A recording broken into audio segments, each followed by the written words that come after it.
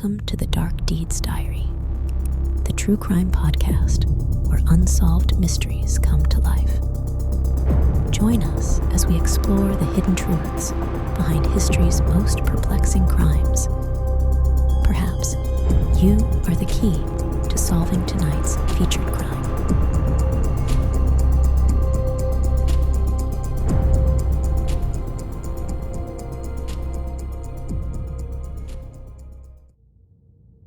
Imagine this. 3 friends, Ricky Johnson, Clayton McGeeney, and David Harrington, gather at a house in Kansas City's Northland to watch a football game. A seemingly ordinary evening shared by lifelong pals. The Kansas City Chiefs, their beloved team, face off against the Los Angeles Chargers in what should have been a night of sports, camaraderie, and celebration. But this story takes an unexpected and tragic turn. Just 2 days later, these 3 men are found lifeless, 1 on a porch and 2 in the backyard of the very house where they gathered to cheer on their team. The homeowner, Jordan Willis, a man they knew well, claims he slept through it all, oblivious to the unfolding tragedy just outside his door. As we navigate through this perplexing case, questions abound. How does a casual get-together among friends end in such unexplainable tragedy? What really happened in those critical hours after the game? And why did these 3 men, described as strong, responsible, and full of life, meet such a mysterious and chilling end? In today's episode, we're not just recounting a series of events. We're diving into the lives of those involved, the community's response, and the haunting questions left in the wake of this tragedy. We'll hear the heart-rending pleas of families searching for answers, the perplexing statements from the homeowner and his lawyer, and the police's diligent quest for the truth. So join me as we piece together this puzzle. A story that reminds us just how fragile life can be and how some answers we seek might be just beyond our grasp. This is more than a true crime story. It's a journey into the depths of human nature, friendship, and the pursuit of truth in the face of unimaginable loss. As the sun set on a chilly January evening, 3 friends, Ricky Johnson, Clayton McGeeney, and David Harrington, were gearing up for what was supposed to be a memorable night. These weren't just any friends. They were the kind of friends who had shared life's ups and downs since their high school days at Park Hill High School. They had a bond that many of us yearn for, a brotherhood forged over years, filled with shared memories and unspoken understandings. Their destination was the home of another longtime friend, Jordan Willis. Located in a quiet neighborhood in Kansas City's Northland, Willis's house was the chosen spot for watching the Kansas City Chiefs' last regular season game. It was a typical setup for a night of sports: a living room, a big screen TV, and the excitement of friends rooting for their favorite team. Now, let's pause for a moment and picture the scene. You can almost hear the sounds of the game echoing through the house. The cheers, the groans at a missed play, the clinking of glasses, and the kind of laughter that only comes when you're in good company. It was January 7th, a day that started like many others, but was about to take a turn that no one could have predicted. As the night progressed, the details started to blur. What we know is that at some point, the game ended, the cheers subsided, and a silence fell over the house on Northwest 83rd Terrace. This silence would linger, hauntingly, for the next 2 days. Now, think about your own friends, the ones you've known for years. imagine spending an evening with them, full of camaraderie and shared interests. It's easy to relate to the comfort and familiarity that Ricky, Clayton, David, and Jordan must have felt that night. It's a feeling many of us know well. But in this story, that feeling of familiarity and safety was about to be shattered in the most inexplicable way. Fast forward to 2 days later, a discovery is made that turns this story from a casual get-together to a scene of perplexity and despair. The bodies of Ricky, Clayton, and David are found, one on the back porch and two in the backyard, lifeless in the cold winter air. The questions began to mount rapidly. How did a night of friendship and football lead to this tragic and mysterious end? This section of our story isn't just about unraveling the events of that fateful night. It's about understanding the deep bonds of friendship and how a seemingly normal gathering can lead to an outcome that is as puzzling as it is tragic. It's a reminder that sometimes the most ordinary moments can take the most unexpected turns. As we delve deeper into the narrative, keep in mind the stark contrast between the joy of a shared experience and the grief of sudden loss. This is a story that challenges us to consider the fragility of life and the mysteries that can surround even the most ordinary of nights. As dawn broke on January 8th, the world outside the house on Northwest 83rd Terrace awoke to its usual rhythm. Neighbors started their day, unaware of the tragedy that had unfolded just yards away. Inside the house, silence reigned, a stark contrast to the lively atmosphere of just a few hours before. This silence, however, was not just the absence of sound. It was a harbinger of the mystery and heartbreak that was about to come to light. Jordan Willis, the homeowner and a familiar face to Ricky, Clayton, and David, claimed to have slept through the entire night, unaware of any calamity that might have befallen his friends. Picture him there, asleep on his couch, headphones on, the world around him fading into the background. It's a scene many of us can relate to, finding comfort in our own homes, feeling safe in our personal sanctuaries. But just outside, in the backyard of this very sanctuary, lay the bodies of his friends, unnoticed and unattended in the cold winter air. It's a chilling juxtaposition that raises more questions than it answers. How could a night that was supposed to be about friendship and football end in such a grim and mysterious way? As the day wore on, the absence of Ricky, Clayton, and David became increasingly concerning to their families and friends. Calls went unanswered, texts remained unread, and a growing sense of unease began to take root. Imagine the worry that started to gnaw at their loved ones, that unsettling feeling when someone you care about suddenly drops off the radar, especially under such ordinary circumstances. The situation took a more ominous turn when, after 2 days of silence, the unimaginable was discovered. The bodies of the three men were found outside Willis's house. It was a scene that defied logic and understanding. 3 lives, full of promise and companionship, inexplicably extinguished.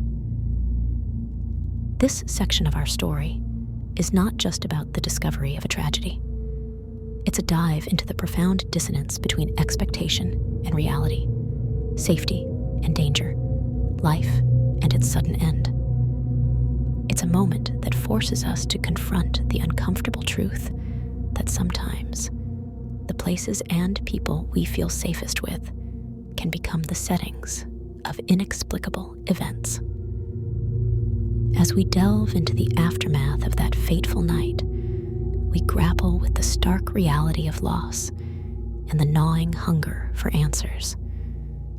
This story challenges us to consider the unpredictability of life and the shadows that can lurk behind the most ordinary of evenings. In the wake of the discovery, a heavy silence hung over Kansas City's Northland.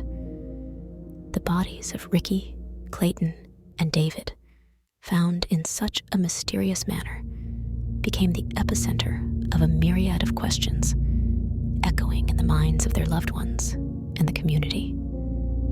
The air was thick with confusion and the urgent need for answers. Answers that seemed as elusive as shadows in the night. Imagine the turmoil of emotions for the families. One moment, their loved ones were enjoying a football game, a snapshot of normalcy.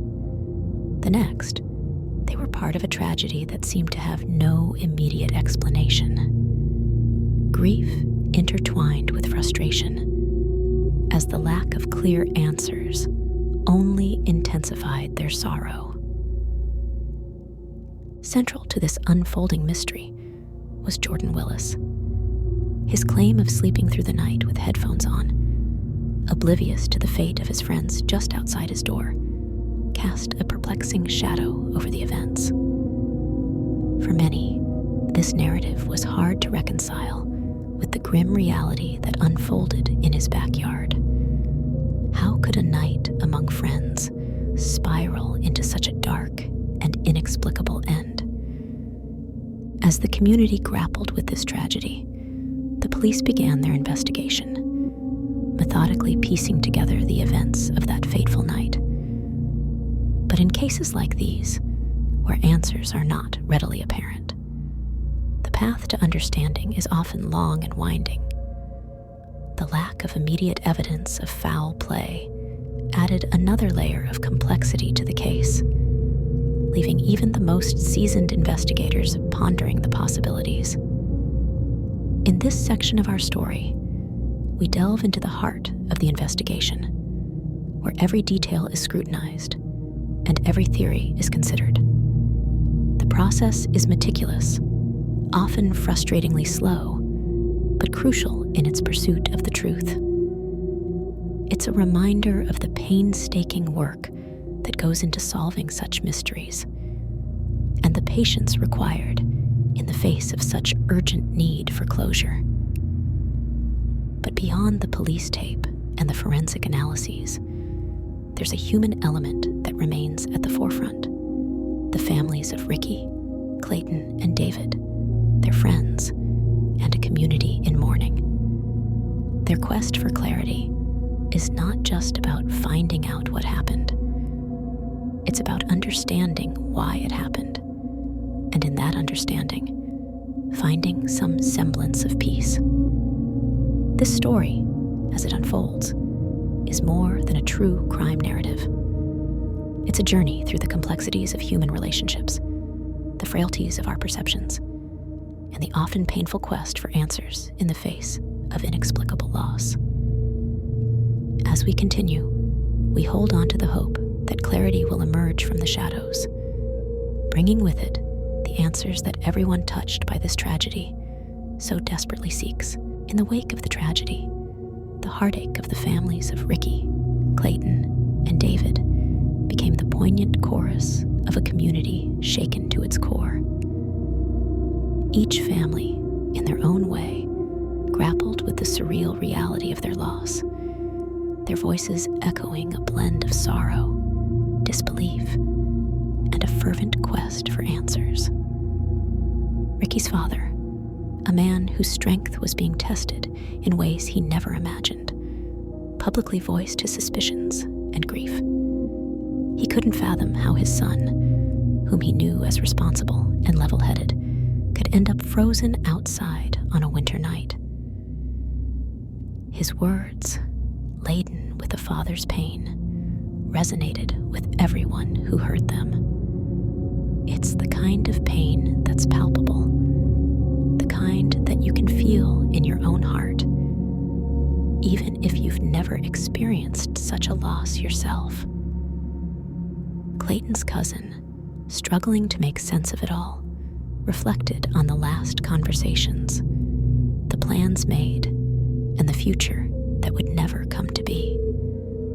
The memories of working side by side, the casual talks about mundane things, now took on a new, heartbreaking significance. It's in these small, everyday interactions that the essence of a person often lies. And for Clayton's cousin, these memories became a treasure trove of what was lost. David's mother's anguish was profound. In her eyes, the story being told didn't add up. She questioned how 3 capable men could simply end up outside, unnoticed and unaided. Her maternal instincts, coupled with the inexplicable nature of the events, led her to suspect that there was more to the story. It's a suspicion that many a listener can empathize with, as the instinct to protect and seek justice for our loved ones is a universal impulse. In their quest for answers, the families found themselves at odds with the narrative presented by Jordan Willis and his attorney. For them, the explanations given seemed to fall short of plausibility. The contradiction between the version of events and their understanding of their loved ones' characters added an additional layer of torment to their grief. This section of our story is a testament to the enduring strength of families in the face of unimaginable loss. Their voices, raw with emotion, are a powerful reminder of the human cost of tragedy. It's in their stories that we find not just the pain of their loss, but also the enduring love they hold for Ricky, Clayton, and David. A love that keeps their memories alive and fuels their pursuit of truth. As we navigate through their testimonies, we're reminded that at the heart of every true crime story are real people, real families, and real emotions. Their journey through grief, set against the backdrop of an unsolved mystery, challenges us to reflect on the fragility of life and the relentless pursuit of closure in the face of unanswered questions. In the wake of the unspeakable tragedy that befell Ricky, Clayton, and David, a myriad of theories and speculations began to swirl, casting shadows of doubt over the already murky narrative of that fateful night. The community, the families, and those following the case found themselves grappling with more questions than answers, each theory adding another layer to the enigmatic puzzle. One prevailing question that loomed large was the behavior of Jordan Willis on the night in question. His assertion of being asleep, undisturbed by the comings and goings in his own house, struck many as peculiar. It's the kind of detail that raises eyebrows, isn't it? The idea of sleeping through such critical moments, especially when your house is the center of a gathering, seems almost too unusual to comprehend. Then there were the concerns raised by the families, fueled by their intimate knowledge of their loved ones. Ricky's father's haunting suspicion that his son and his friends were drugged and left outside was a theory that, while unproven, resonated with the raw fear of every parent. It speaks to that deep-seated instinct to protect and the horror that arises when we imagine our loved ones in situations beyond their control. Amidst the grief and confusion, the voice of the community also began to rise. Neighbors and local residents expressed their unease about the mysterious circumstances of the deaths. The lack of noise or disturbance reported by neighbors like Suzanne Reichart only deepened the mystery. In a close-knit community, the absence of any signs of trouble on a night that ended in tragedy was a puzzle in itself. Theories also circled around the dynamics among the friends. What transpired in the hours after the Chiefs game? Was there an argument, an accident, or something more sinister at play? These questions hung in the air, each possibility painting a different picture of the final moments of Ricky, Clayton, and David. In this section of our story, we explore the various theories that emerged in the wake of the tragedy. It's a foray into the human tendency to seek explanations in the face of the unexplainable. We're wired to make sense of the senseless, to find order in chaos.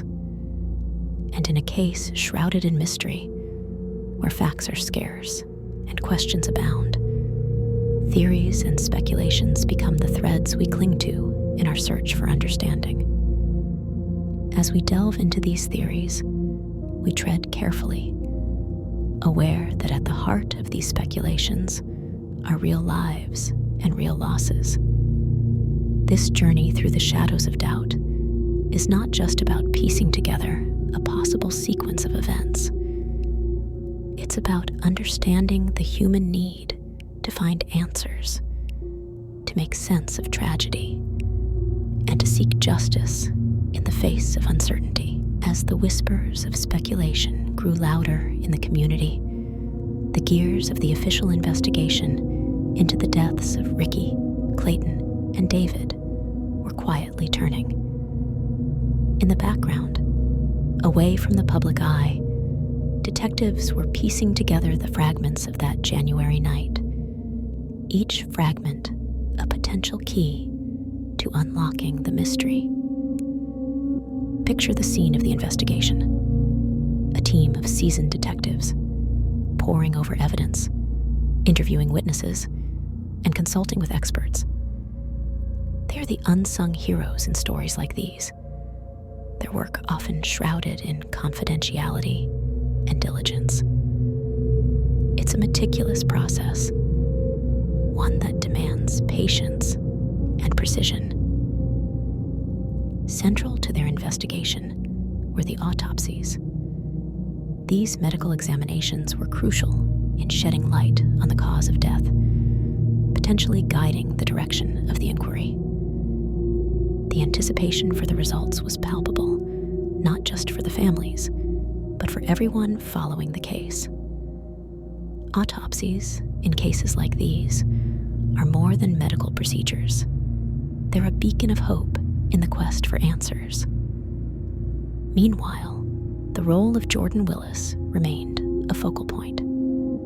The police, in their pursuit of objectivity, had to navigate through the layers of his account and the theories proposed by the families and the public. It's a delicate balance, weighing the statements of the homeowner against the circumstantial evidence and the absence of clear indicators of foul play. As days turned into weeks, the absence of clear answers only compounded the frustration and grief of the families.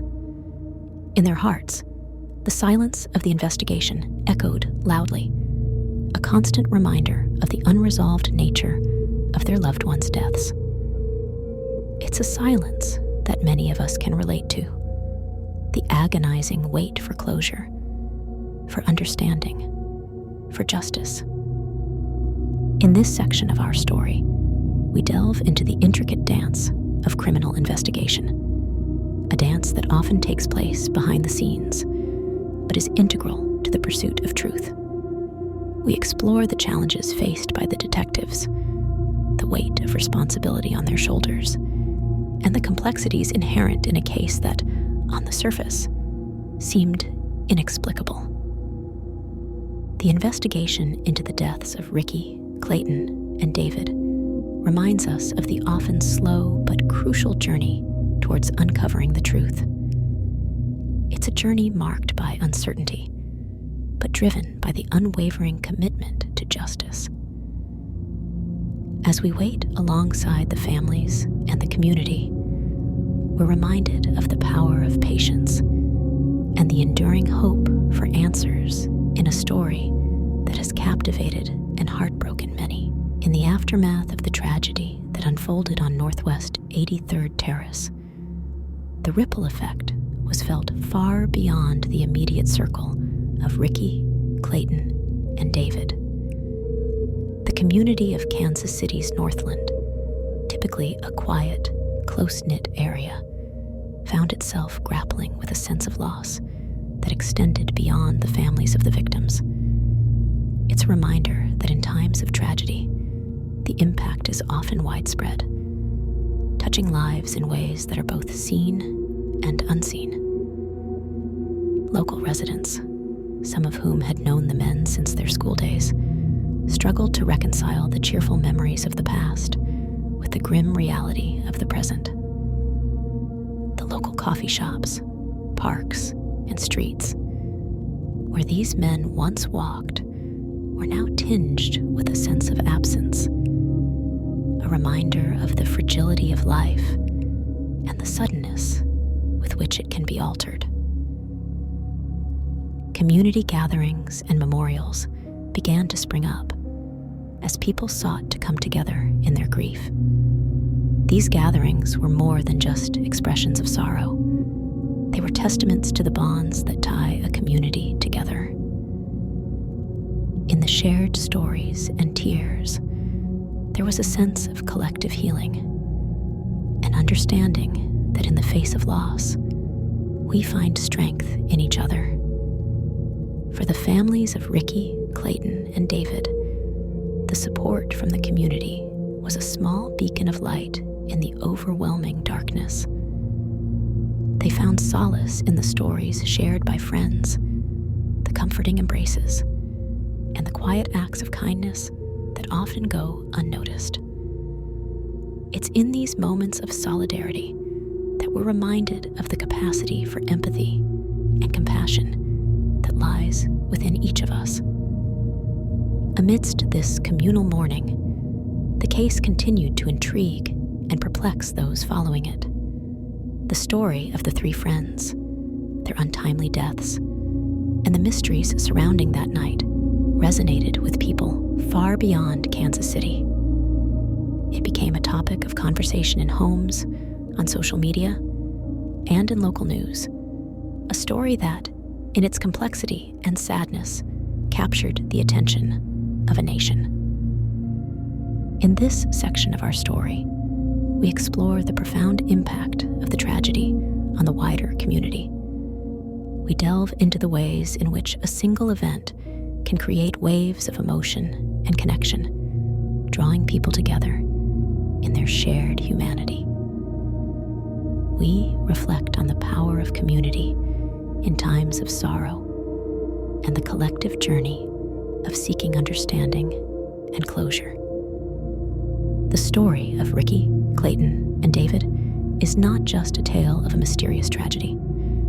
It's a narrative about the ties that bind us, the shared grief that unites us, and the enduring human spirit that emerges in the face of adversity. As we continue to unravel the layers of this case, we're reminded of the enduring impact that such events have on communities, the lasting memories they leave behind, and the universal quest for answers and peace. As we come to the close of this poignant and perplexing story, we find ourselves looking back on a journey that has taken us through the depths of human emotion, the complexities of investigation, and the shared grief of a community. The case of Ricky Johnson, Clayton McGeeney, and David Harrington, three friends whose lives ended so mysteriously on a cold January night, leaves us with more than just unanswered questions. It leaves us with a reflection on the fragility of life and the enduring pursuit of truth. Throughout this series, we've walked alongside the families in their quest for answers, feeling the weight of their grief and the intensity of their frustration. We've delved into the enigmatic circumstances surrounding the deaths, the cloud of theories and speculations, and the painstaking work of the investigators tasked with unraveling this intricate tapestry of events. As we draw to a close, we must acknowledge the reality that in some stories, closure can be elusive. The quest for answers in the case of Ricky, Clayton, and David continues, as does the journey of their families and friends in seeking peace and understanding. The silence of unanswered questions still echoes, a poignant reminder of the mysteries that can sometimes remain just beyond our reach. In the wake of this tragedy, the community of Kansas City's Northland has shown us the power of unity in times of sorrow. Their collective mourning, the memorials, and the shared stories have painted a picture of resilience and mutual support. It's a testament to the strength that lies in community and the comfort that can be found in solidarity. As we conclude this series, let us not forget the impact that Ricky, Clayton, and David had on their loved ones and their community.